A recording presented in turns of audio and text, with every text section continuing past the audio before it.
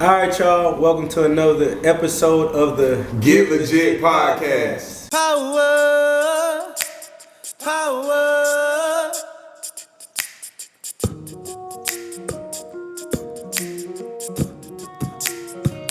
Y'all, welcome to my crib. What? Took a long way to get here. You know what I'm saying? Boy. My humble abode. Let me show y'all around. We're shooting quiet things. Y'all niggas turned into a party.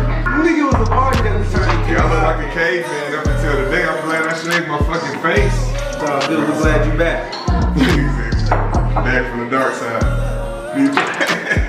Back better than that. Hey, they be the same nigga cross you out and X you out. So I'm trying to tell me, bro. That nigga over here to go get the job done. I'm about to bring Polo over here, baby. He been working on his dreads. It's your boy, Composed by Ferb. I go by the name of Low Nose Music. We got some special guests with us today. Yes, sir. I go by Polo.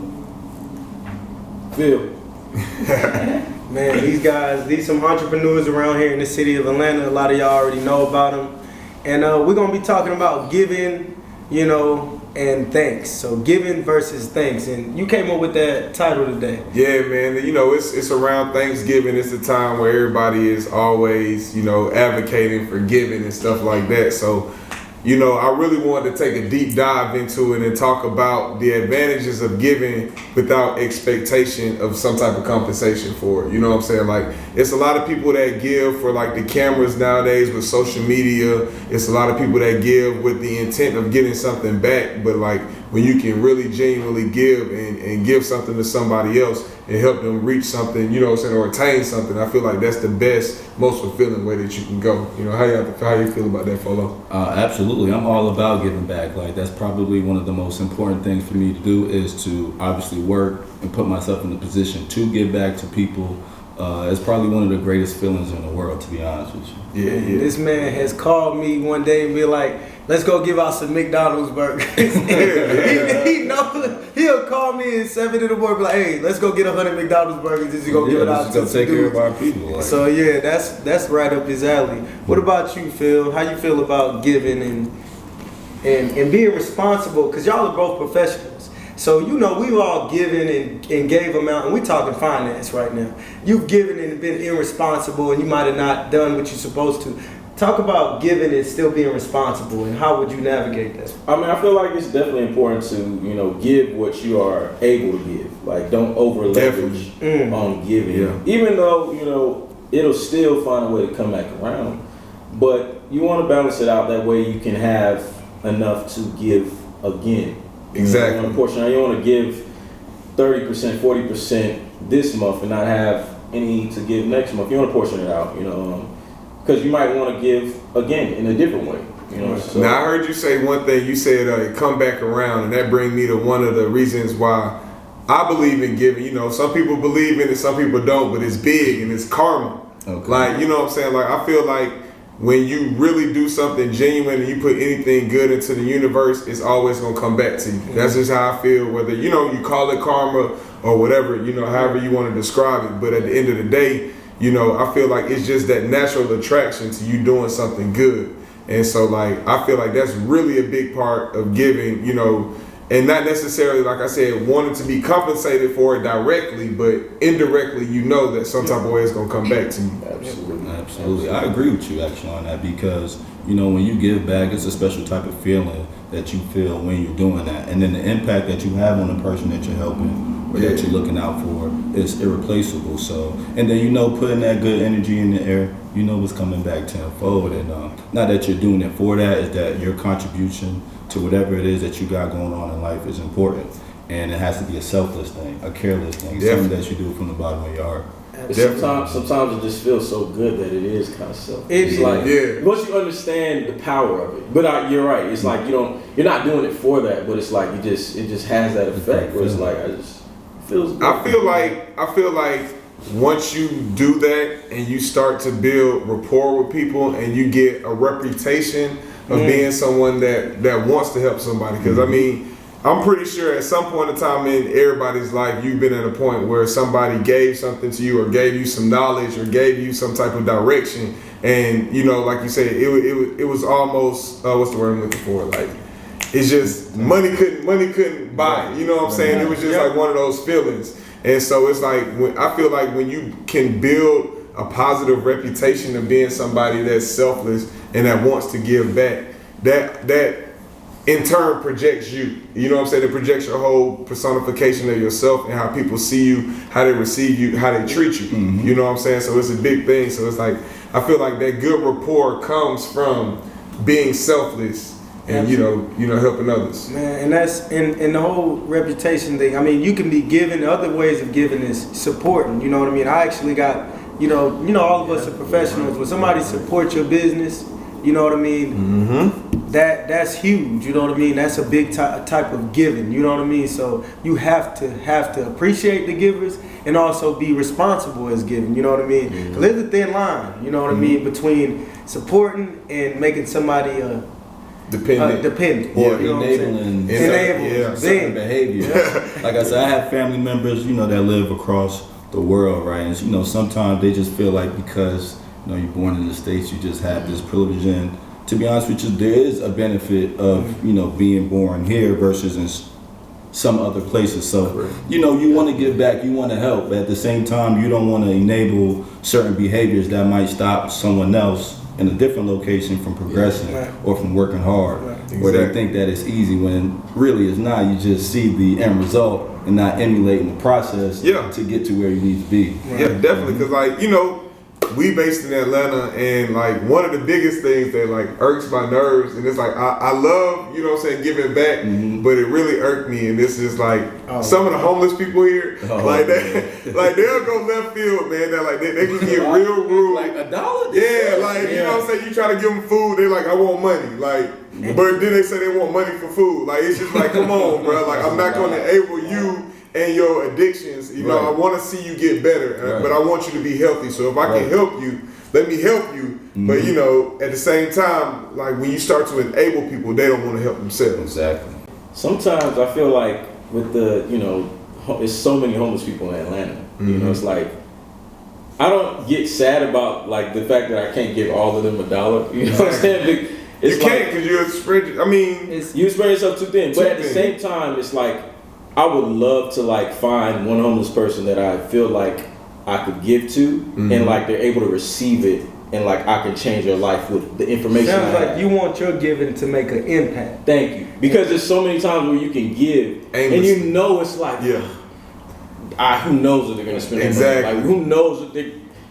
I want to give and have it received and grow. I feel so it's like seeing how many homeless people are in Atlanta. It breaks my heart, but at the same time, it's like I would love to have like I don't want to call it a project, but like program. Yeah, like something where it's like you can not pick a person, but just like see, okay, you have a desire, you really want to change your life. Mm-hmm. Take my number down. Let's talk. Boom, boom, boom. The people who want it, and the people who want it will find it.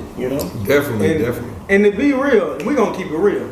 For me, a lot of it is I don't want to even support the act of I know this sounds crazy, of begging sometimes, you know what I mean? Mm-hmm. You don't want to support, but you got to find that line between giving and enabling, like we said. How do y'all think about that? You know what I mean? Like I was out with a friend of mine one day, and the guy came up to us, and he had his son with him. And he had his son run up to us and ask for some money.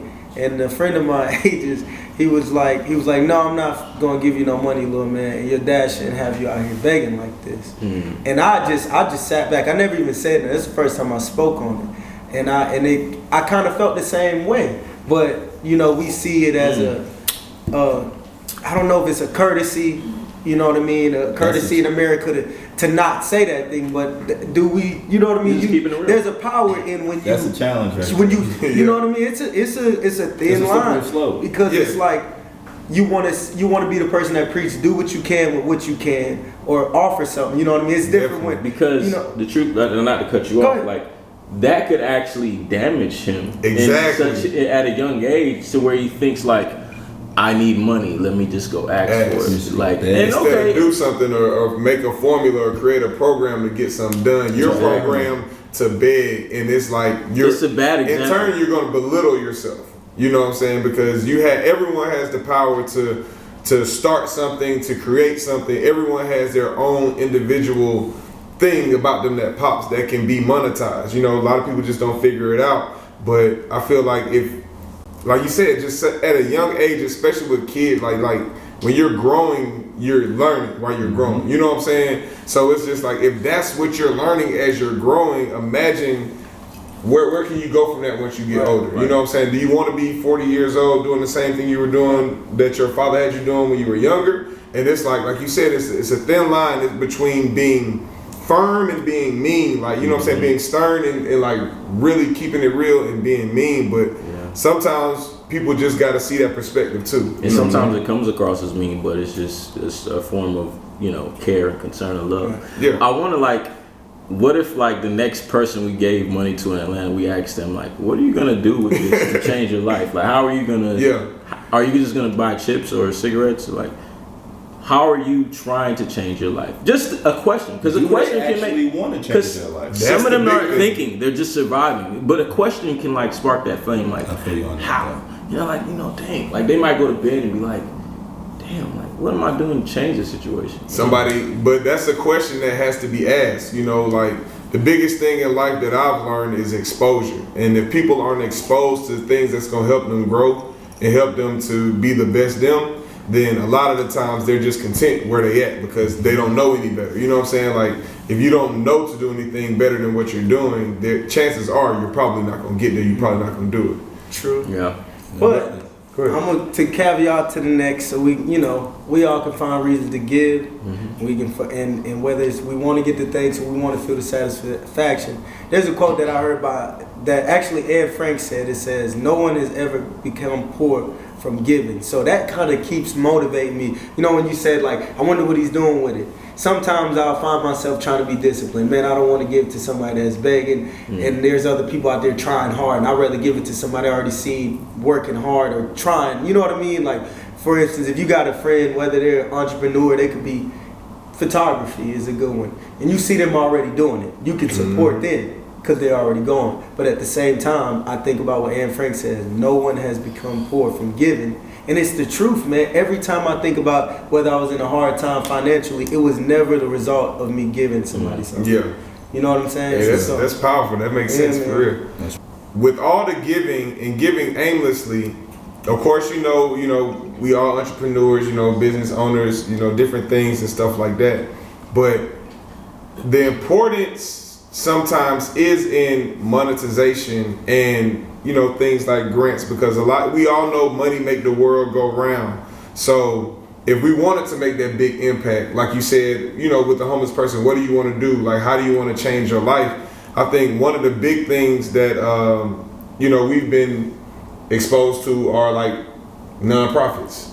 Nonprofits are a good thing because from my understanding of nonprofits, you're funded for basically having a mission and having an aim and having some type of goal, some type of service that you're trying to do, whether it be for a specific part of the community or whatever demographic. But they're actually helping you monetarily do things that are going to benefit other people. Absolutely. You know what I'm saying? So I feel like that's one way of compensation for giving that is kind of evened out, you know what I'm saying, on the vain spectrum of I gave so I deserve. You know what I'm saying? Yeah. How y'all feel about that with the nonprofits route? You guys know about Mud Made Men. Yeah. Y'all have supported and showed a lot of love. And if y'all don't know Mud Made Men, we create experiences, education, and just basically innovation for kids, adults, whoever in our community as we can. You know what I mean? So what do y'all feel about nonprofits? Some of them they got bad names and all that. How you feel about that, Folo, as a businessman? From a business standpoint, you understand that there's going to be good and bad that comes with it. There's going to be people with good intentions. There's going to be people with bad intentions. Right? Always. So that comes with it. But I believe like the nonprofits that have a true impact on people, that have a true impact on the people that they're trying to reach out to, is really what's amazing to me. I remember growing up in New York City, and there was always campaigns about not smoking cigarettes, stay away from drugs. I got a damn shirt on. That's crazy. I saw that. Keep the kids off drugs. And it's just the little things that have that impact. And even if you can help one kid not get addicted to drugs, or help one kid, because somebody helps you, right? We all got people that they made doing drugs not cool. Like they made smoking cigarettes like, oh, you smoke cigarettes. Yeah. You can't be no football player. You smoke cigarettes. I remember Lamar Odom camps and all the, the basketball players that originated from New York, they would come back and have camps through different nonprofits. And I remember that to this day as a grown man, like having that impact on the kids. Like, if he could do it, I can do it. And like you said, it's lasting. It's a lasting impression. And you're going to feel that throughout the rest of your life. So the impact is truly important for me, especially with the nonprofit. And, at the same time, it's still a business because you still have to pay for things. You still have to pay people to help it and keep it moving and going. But it's the impact for me. Definitely. I love it. I mean, I definitely agree with that. Something going back to what you said as far as like the cigarettes and the kids. Sometimes it just takes like a powerful example, because I think a lot of people try to get people not to do things by telling them how bad it is. But like, what if you just see how good it is to do the right thing? Yeah, like right eat thing. good food, do this and do that instead, or it's just a lot more powerful. So I definitely agree with that as far as like having the role models. And I feel like, great nonprofits is important because, and having money to fund a nonprofit that's not necessarily coming out of your pocket to maybe pay for, influence or somebody that has that, influence to come and, sow into the kids' lives. Not that it's a business to bring it to my pockets, but it's a business to keep the business flowing and to pay for what needs to be paid for. And actually inspire these kids. Yes, exactly. Now, as far as, nonprofits, that stuff, like as far as the legalities of it, is confusing to me. I don't know why, but it's a lot. I only understand LLC. Well, it's a lot. But definitely needed.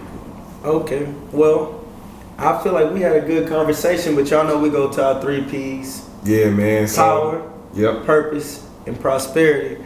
I'll go ahead and kick off purpose, just because as we sat here and talked, I thought about somebody that was inspiring. And the quote that I have is, the greatest human act that you can do is to inspire. And I may not be quote for quote, but that's Nipsey Hussle. He said that. So as we sit here and get hard on ourselves, or should we do this and giving, just remember, a lot of times you are inspiring somebody, Folo and Phil. What y'all doing in y'all community, just being successful, going through the things you're going through, you know what I mean? Speaking up about things that, that affect you. So there's somebody that's watching that y'all are inspired. So that is mine for purpose. Any of y'all want to jump in on one? I just want to do powerful, man, because I'm glad I'm gonna do power. I'm glad we got powerful black men that's here with us.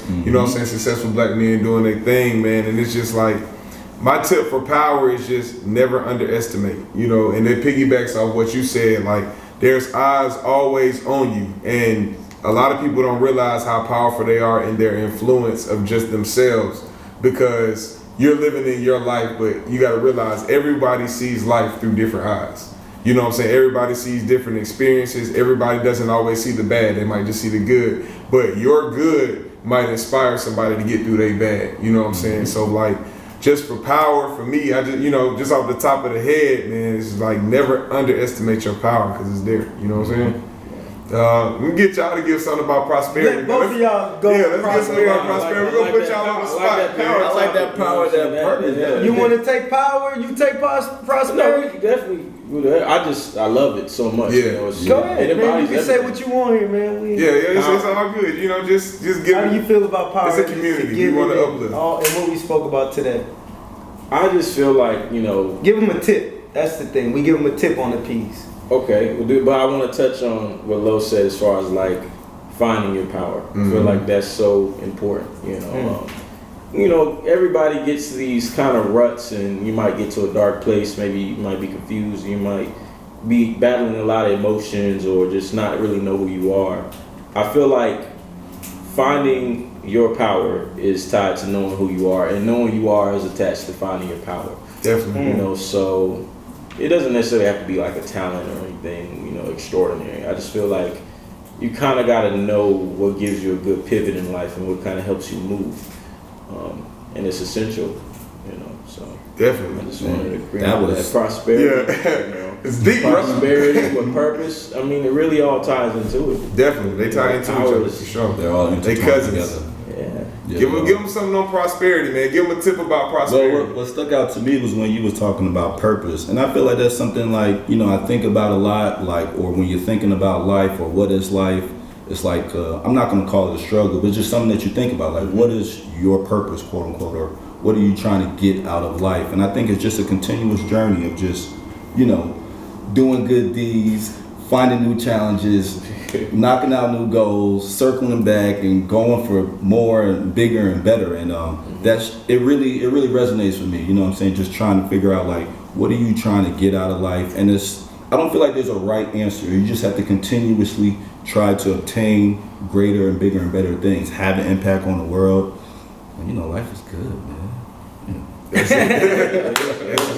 Man, well, we really appreciate y'all tuning in. This has been another episode of the Get Legit podcast. Make sure y'all like, comment, subscribe, share everything. We appreciate y'all. We're going to catch y'all on the next one. Y'all don't like giveaways?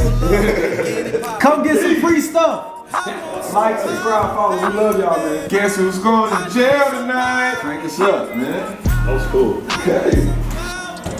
My boy, that nothing but you saying that? I had no ice melted. No, bro, there's no ice in there. The ice melted. You see the little. No, I don't, bro. You see the little ice. Nah, I don't. That shit dark as fuck.